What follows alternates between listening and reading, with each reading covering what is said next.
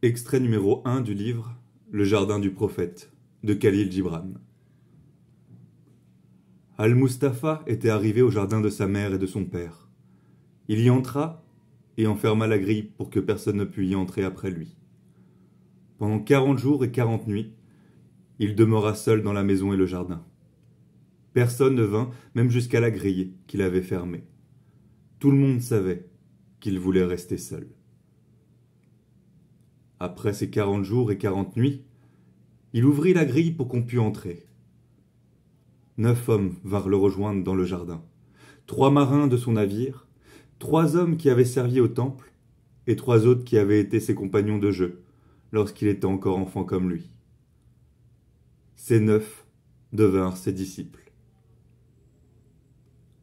Un matin, ils s'assirent autour de lui, le regard perdu dans le lointain des souvenirs.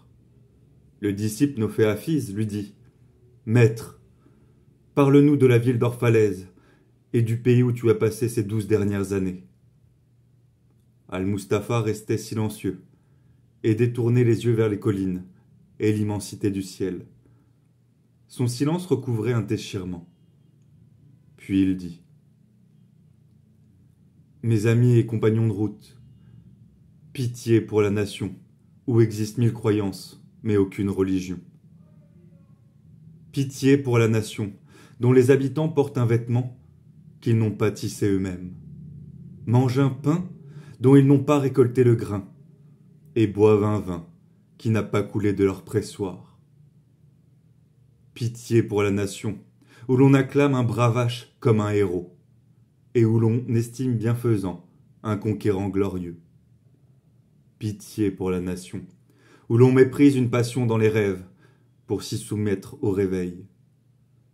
Pitié pour la nation où l'on n'élève la voix que dans les processions de funérailles, où l'on ne se glorifie qu'au milieu de ruines, et où l'on ne se révolte que lorsqu'on a la nuque coincée entre le glaive et le billot.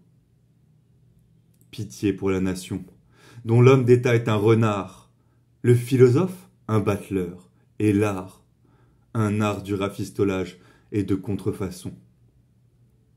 Pitié pour la nation, où l'on accueille un nouveau souverain aux accents de la trompette pour le renvoyer sous les huées, et en acclamer un autre aux mêmes accents de trompette que le précédent.